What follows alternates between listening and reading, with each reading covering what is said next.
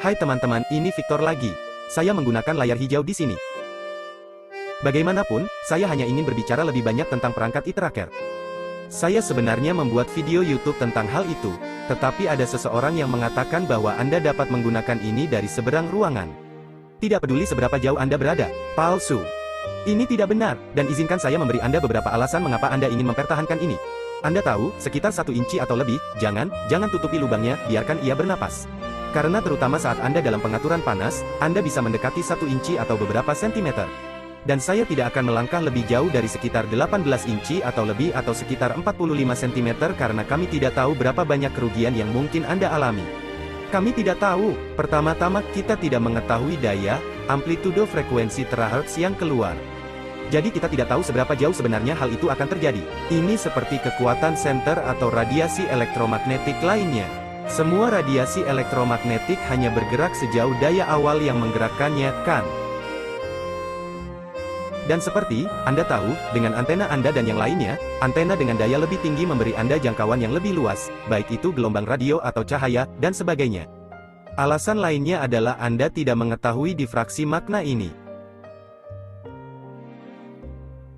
Ketika terahertz keluar dari perangkat ini, Anda tidak tahu seberapa luas penyebarannya.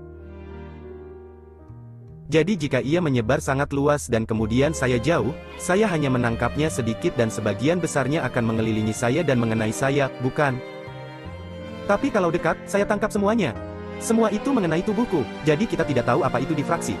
Jadi kamu tetap di sini, kita dekat. Saat aku bilang, kamu tahu, jangan melakukan sesuatu yang tidak nyaman, itu tidak perlu. Anda tahu, rentang apapun seperti ini akan baik-baik saja, oke. Jadi kita tidak tahu difraksinya, kita tidak tahu kekuatannya, jadi seberapa jauh jaraknya. Dan kualitas udara Anda juga akan mempunyai dampak kecil pada hamburan gelombang, sama seperti atmosfer bumi menghamburkan sinar matahari yang masuk ke sini. Baiklah, dan yang lainnya, jadi hamburan, pembelokan terahertz akan dibelokkan oleh hal-hal tertentu karena kita tidak berada dalam ruang hampa. Jadi akan terjadi hamburan, Anda akan kehilangan beberapa efek. Biasanya hal itu dapat diabaikan. Tetapi ketika seseorang memberitahu saya bahwa mereka akan melakukannya dari seberang ruangan di mana tidak ada batasan, tidak mungkin. Itu tidak benar, oke, dan kemudian Anda juga mempunyai gagasan tentang potensi gangguan EMF. Lain mungkin sedikit melemahkan sinyal ini. Dan sekali lagi, jika jarak Anda sangat jauh, Anda hanya memberikan peluang lebih besar untuk terjadinya gangguan. Dan ini adalah kenyataan lain. Kami tahu itu benar, oke, jadi itulah 4 alasan untuk tetap menutupnya. Tidak terlalu dekat, tidak terlalu jauh. Ada yang bertanya seberapa jauh jarak gelombang terahertz atau frekuensi gap terahertz, seberapa jauh jaraknya?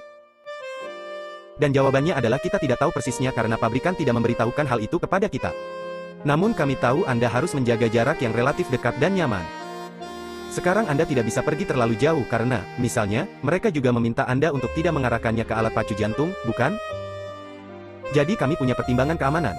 Jadi produsen perangkat ini, tentu saja, sangat cerdas dan mereka tahu untuk mengeluarkan tingkat daya yang akan membuat perangkat ini dapat digunakan tanpa merugikan orang lain secara tidak sengaja. Dan mereka harus melakukan itu, kalau tidak FCC akan menutupnya, kan? Jadi semua perangkat elektronik Anda, setidaknya di AS, adalah FCC. Dan Anda akan melihat ada stiker FCC di kotaknya. Jadi kita tahu perangkat ini aman untuk digunakan. Kita tahu bahwa gelombang terahertz tidak terjadi di mana-mana. Hanya baik untuk Anda yang bertanya, bisakah kita membawa frekuensi celah terahertz dengan gelombang skalar melalui belitan kuantum? Tidak, Anda tidak bisa melakukan itu. Ketiga hal tersebut sama sekali tidak berhubungan satu sama lain. Frekuensi celah terahertz adalah frekuensi. Ini adalah gelombang elektromagnetik, radiasi elektromagnetik, energi skalar bukanlah frekuensi, Anda tidak dapat memodulasinya dengan frekuensi terahertz, dan sebagainya. Dan keterikatan kuantum tidak ada hubungannya dengan gagasan untuk mencoba menggabungkan hal-hal ini. Apa yang mungkin Anda pikirkan adalah konsep homeopati, di mana kita dapat menanamkan tanda energi ke dalam air seperti bunga, tumbuhan, del. Namun hal ini tidak dapat dilakukan dengan keterikatan kuantum. Itu dilakukan melalui elektrodinamika kuantum. Oke. Apakah e-tracker mencairkan atau menghilangkan atau membunuh atau menyerang sel-sel jahat atau bakteri jahat atau virus jahat? Tidak. Dan kami tidak memerlukannya untuk melakukan itu karena tubuh Anda membutuhkannya. Bahwa e-tracker memberdayakan tubuh dengan berbagai cara, yang sudah saya jelaskan sebelumnya. Tetap berpegang pada apa yang sudah terbukti dalam sains dan jauhi pemasaran yang tidak masuk akal. Oke, perangkat tidak mencairkan apapun. Itu tidak mengidentifikasi dan menyerang apapun. Perangkat tidak melakukan hal seperti itu. Perangkat ini hanya memberdayakan tubuh Anda.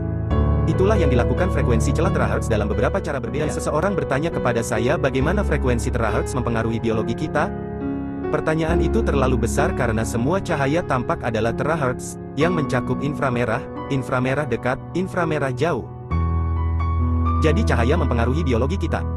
Frekuensi terahertz mempengaruhi biologi kita dalam berbagai cara. Jadi sebenarnya ini adalah pertanyaan yang salah untuk ditanyakan. Menurut saya, ingat, kita sedang membicarakan perangkat e-tracker yang hanya menggunakan frekuensi gap terahertz antara 2 dan 17 terahertz. Anda tahu, ini kurang dari 0,2% pita frekuensi terahertz. Jadi itulah yang sebenarnya kami lihat. Dan frekuensi kesenjangan terahertz hanya mempunyai pengaruh yang sangat halus terhadap biologi kita. Hai teman-teman, ini Victor dan saya di sini dengan sesi tanya jawab nomor 6. Dan kali ini pertanyaannya adalah mengapa frekuensi gap terahertz khusus untuk biologi kita? Jadi seperti yang saya sebutkan sebelumnya, ada banyak sekali gelombang terahertz yang berbeda. Mereka mempunyai banyak sekali efek berbeda dalam biologi kita. Saat frekuensi kita turun ke batas bawah terahertz, kita mulai menyadari bahwa sebenarnya tidak ada efeknya, tapi kita bisa melihat apa yang terjadi. Artinya tubuh kita akan memantulkannya kembali. Jadi ada banyak kegembiraan dalam mengganti sinar X dengan frekuensi terahertz tertentu. Dan seiring dengan berjalannya waktu hingga ke dasar, kita mendapatkan efek yang sangat halus pada biologi kita, dan hal ini sungguh menakjubkan. Jika kita turun ke angka itu, kita mulai masuk ke microwave dan kita tahu bahwa kita mulai memasak orang. Jadi poin kuncinya adalah frekuensi celah menara memiliki efek yang sangat halus pada berbagai elemen biologi kita, yang akan saya jelaskan lebih detail nanti. Kami akan mengukur tentang MFAS dan ini adalah tongkat perawatan ITARA dan saya ingin menunjukkan sesuatu yang menarik. Jadi sekarang jika saya menyalakannya seperti medan listrik dan tidak menyala dan Anda dapat melihat ini menunjukkan sesuatu, tetapi Anda tentu saja akan menyadarinya ketika saya membuka komputer saya, benar, jauh lebih tinggi, saya mendapatkan sekitar 300, baik itu di sini atau di layar, kan? Dan tentunya Anda juga suka dengan kabelnya kan, powernya, kabel power Anda. Sekarang segera setelah Anda mulai menarik diri, benar, saya menjadi tidak menyukai apapun dan jika saya bergerak, saya akan pergi, benar. Jadi saya memiliki bidang ini di sini sekarang karena komputer dan sebagainya.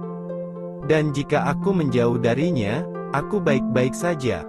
Dan ketika saya semakin dekat, itu mulai menumpuk bukan? Dan lagi, perangkat sebenarnya mati dan saya akan menghidupkan perangkat tersebut. Jika saya mengambil perangkat ini dan memindahkannya, nilainya juga akan turun menjadi 0. Jadi perangkatnya tidak ada apa-apanya, tetapi ketika Anda menyalakannya, kan, Anda melihat bahwa itu akan lebih rendah di pengaturan yang lebih rendah.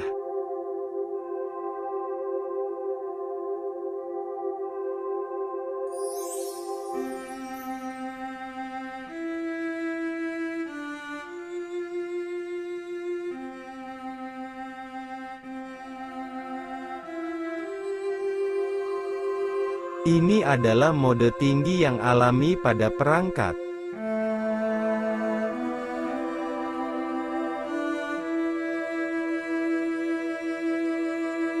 Sangat tinggi.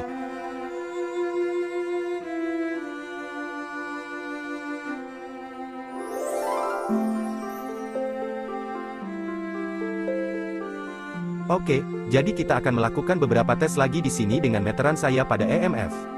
Saya akan memulai dengan RF dan saya akan menunjukkan kepada Anda sebenarnya menuju iPhone. Ini adalah iPhone 13 Pro dan hasilnya sangat sedikit. Cukup bagus, ini dia iPad 4 atau 5. Tidak terlalu tua, tapi lihat betapa gilanya hal ini. Oke, jadi ia mengeluarkan banyak frekuensi RF gila yang berbeda. Jadi iPad dan iPhone seharusnya serupa, hanya saja iPhone baru ini sebenarnya memiliki perlindungan yang lebih baik. Komputer saya juga gila. Jadi sekarang lihatlah inilah pohon Itera. Tidak banyak yang terjadi dengan perangkat rambut iterik.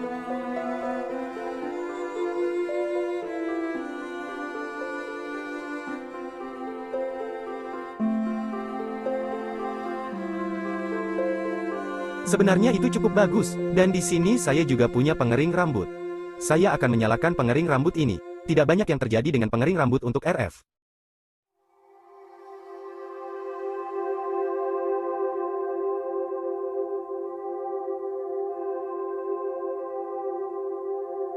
Jadi itu hanya satu hal. Jadi Anda dapat melihat bahwa rambut iterik tidak mengeluarkan banyak RF. Dan jika saya ke sini lagi, Anda akan melihat saya mendekati iPhone. iPhone tidak ada masalah, iPad-nya juga tidak ada masalah. Sekarang saya sampai pada perangkat perawatan Itera. Sebenarnya tidak ada masalah di sini. Ya, Anda melihat sedikit, tapi tidak banyak. Saya dapat menyalakan perangkat dan disinilah Anda akan melihatnya melonjak di mana saja pada pegangannya.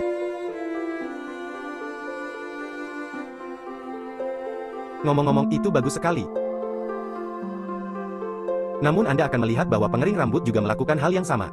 Jadi saya akan mengubah pengering rambut ini, tidak sekuat itu, tapi sebenarnya, ya, ngomong-ngomong, saya juga menunjukkan kepada Anda bahwa keluar dari perangkat perawatan Itera atau pengering rambut, tidak ada M yang keluar. Hai teman-teman, ini Victor lagi dengan tanya jawab tanda pagar 8 dan seseorang bertanya kepada saya apa itu keterikatan kuantum. Sedikit rumit di sini, tapi sebenarnya juga cukup sederhana. Akan membantu jika Anda menonton video lama saya tentang apa itu kenyataan karena secara sederhana keterikatan kuantum adalah ketika dua benda atau dua partikel atau seperti foton, elektron, dan sebagainya, tetapi dua benda bersentuhan dan kemudian menjadi terjerat. Mereka menjalin hubungan, mereka tetap terhubung meski berpisah. Sekali lagi, hubungan ini menurut kami non-lokal. Mereka terhubung sedemikian rupa sehingga bertentangan dengan realitas fisik kita. Mereka mempunyai koneksi non-lokal yang menurut kami melanggar semua aturan ruang dan waktu dan sebagainya atau tidak terikat oleh aturan tersebut karena ini adalah koneksi non-lokal dan ini sangat menarik dan saya akan membicarakan hal ini. Hai teman-teman, ini Victor dan ini saya dengan Ki dan A tanda pagar 9 untuk Itera Care dan pertanyaannya adalah bolehkah saya makan atau minum makanan dingin, air dingin setelah menggunakan Itera Care? Ada juga komentar tentang bolehkah saya makan mentah? Karena ada panduan di luar sana yang mengatakan jangan makan makanan dingin, minuman dingin, atau makanan mentah setelah Anda menggunakan perangkat Itera Care. Jadi saya akan memberitahu Anda bahwa, lihat, Anda melakukan apa yang terasa baik bagi Anda. Namun, hal ini secara umum merupakan panduan yang baik karena ketika Anda makan secara umum, dan terutama jika cuaca dingin, Anda akan menarik energi dari aktivitas lain di tubuh Anda dan mengalihkannya ke pencernaan, bukan? Jadi jika Anda mencoba memicu penyembuhan dalam tubuh Anda dan kemudian Anda mengambil energi darinya, itu bukan ide yang bagus. Ini tidak berbahaya atau semacamnya, tapi ini merupakan nasihat yang cukup bagus. Jadi pertanyaannya, bolehkah saya mandi setelah menggunakan perangkat tersebut? Dan sebenarnya ada panduan di luar sana yang mengatakan jangan mandi selama 4 jam setelah Anda menggunakan perangkat. Dan hal ini cukup mengecewakan bagi sebagian orang. Jadi jangan terlalu khawatir tentang hal itu. Begini, Anda harus melakukan apa yang nyaman bagi Anda, yang sesuai dengan gaya hidup Anda.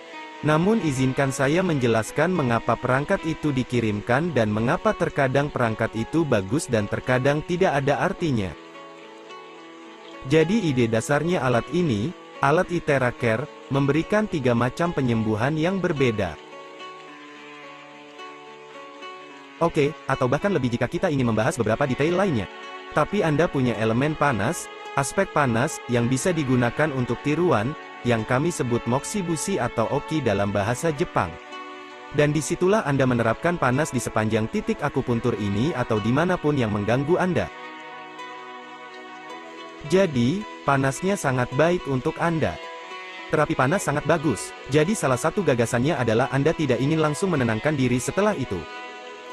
Jika Anda menggunakan panas untuk mencoba mengatasi beberapa masalah yang lebih sistemik, Anda ingin menaikkan suhu tubuh Anda sedikit. Jadi panasnya bisa sangat baik untuk itu dan Anda tidak ingin langsung mendinginkannya. Namun, apa salahnya mandi air panas bukan? Jadi kalau itu hanya ide untuk menenangkan diri, hei, kamu bisa mandi air panas, oke? Atau mandi air panas atau semacamnya, tapi itu mungkin terlalu berlebihan bagi Anda, bukan? Jadi agak sedikit rumit di sana karena mandi atau pancuran sangat mempengaruhi suhu tubuh Anda, yang mungkin cocok atau tidak dengan terapi panas. Namun, ini adalah hal yang relatif kecil. Jadi sekali lagi, lakukan apa yang nyaman bagi Anda, oke, itu yang paling penting. Dan ada elemen kedua di sini yang merupakan masalah di mana mandi tidak hanya memberikan dampak negatif tetapi mungkin mengurangi beberapa efek positif. Dan ini berasal dari gagasan bahwa frekuensi terahertz dari perangkat Iterikari menyusun semua cairan dalam tubuh Anda, semua air dalam tubuh Anda. Dan ada bug di mataku di sini. Sulit dipercaya. Jadi dalam hal ini, ketika Anda mandi atau berendam, sebenarnya Anda menyerap banyak air darinya. Dan itu bukan air baik yang Anda serap dari pancuran, bukan? Mudah-mudahan Anda punya filter, jadi setidaknya airnya lebih baik, tapi sebenarnya Anda menyerap cukup banyak air. Jadi itu akan sedikit meniadakan efek gelombang terahertz. Mereka menyusun air di tubuh Anda. Sekarang Anda pergi dan mandi dan membawa semua air kotor ini, bisa dikatakan begitu, bukan? Jadi itulah salah satu aspek negatif lain yang mungkin ingin kita hindari. Selain itu, sekali lagi saya akan melakukannya. Saya berpendapat bahwa ini mungkin kecil atau bahkan dapat diabaikan dan menyesuaikan perangkat ini dengan gaya hidup Anda adalah hal yang lebih penting. Jadi begitulah. Dan hal lainnya, keseluruhan gagasan tentang energi kristal yang menyembuhkan mandi Anda tidak memiliki dampak negatif terhadap hal itu. Jadi saya tidak akan mengkhawatirkannya. Jadi, saran saya selalu kepada klien dan orang-orang dan sebagainya adalah pertama-tama Anda harus melakukan yang terbaik untuk gaya hidup Anda. Jadi panduan yang Anda lihat tentang perangkat Icara Terry, ini bukan tentang situasi hidup dan mati seperti itu. Jadi ya, jangan terlalu khawatir tentang mandi. Oke, jadi mengapa semua orang membicarakan perangkat perawatan Itera? Izinkan saya memberi Anda beberapa alasan singkat mengapa hal ini mempunyai dampak besar pada manusia, mengapa hal ini sangat membantu. Baiklah, jadi tanpa menjelaskan secara teknis, kita tahu bahwa kita dapat melihat dengan jelas bahwa ia menyusun air. Jadi, misalnya, Anda bisa menyusun air secara mandiri lalu meminumnya. Dan kami tahu air terstruktur sangat baik untuk Anda. Anda dapat melihat video saya tentang hidrasi untuk memahami alasannya. Begitulah keadaan air di alam ketika Anda menariknya keluar dari sungai atau aliran air dan akuifer. Jadi, perangkat ini bisa menyusun air. Sekarang Anda menerapkan perangkat ini pada diri Anda sendiri, sekarang ia menyusun semua cairan dalam tubuh Anda karena tentu saja Anda lebih dari setengahnya adalah air, bukan? 6070% berapapun perkiraan tersebut. Jadi sekarang darah Anda sudah terstruktur, getah bening Anda, semuanya. Jadi semuanya mengalir lebih baik. Mengalir lebih dalam, mengalir lebih lancar. Ini adalah pelarut yang lebih baik. Artinya, ia membawa nutrisi lebih baik ke dalam tubuh. Dan itu juga membantu detoksifikasi lebih baik, bukan? Jadi fakta itu saja sudah berdampak besar pada kesehatan Anda, karena jika tubuh Anda melakukan segalanya, maka fungsinya akan lebih baik dalam segala hal. Itu saja mengurangi peradangan dan seterusnya, oke. Ini mengurangi tekanan darah, dan sebagainya. Lalu Anda punya gambaran bagaimana hal ini menyebabkan terbentuknya lebih banyak sel induk, oke. Sekali lagi, sekarang semuanya sudah telah diverifikasi, jadi saya tidak mengatakan sesuatu yang baru. Ini bukan hanya ide saya, tapi sudah kami ambil. Sekarang, sel induk sangat penting untuk membantu Anda menyembuhkan dan pulih dari apapun, kan, dan untuk membantu Anda tumbuh, kan. Jadi itu hal lain yang sedang terjadi. Ini juga membantu apa yang kita sebut sebagai pelipatan protein, kan? Jadi protein hampir seperti robot nano kecil di tubuh Anda, oke, yang melakukan banyak pekerjaan di tubuh Anda dan mereka sebenarnya beroperasi jauh lebih lancar dan efektif setelah mereka diperkenalkan dengan pengaruh perangkat luar biasa ini. Oke, itu saja. Itu adalah 3 hal besar dan sebenarnya masih banyak lagi yang terjadi dengan perangkat ini.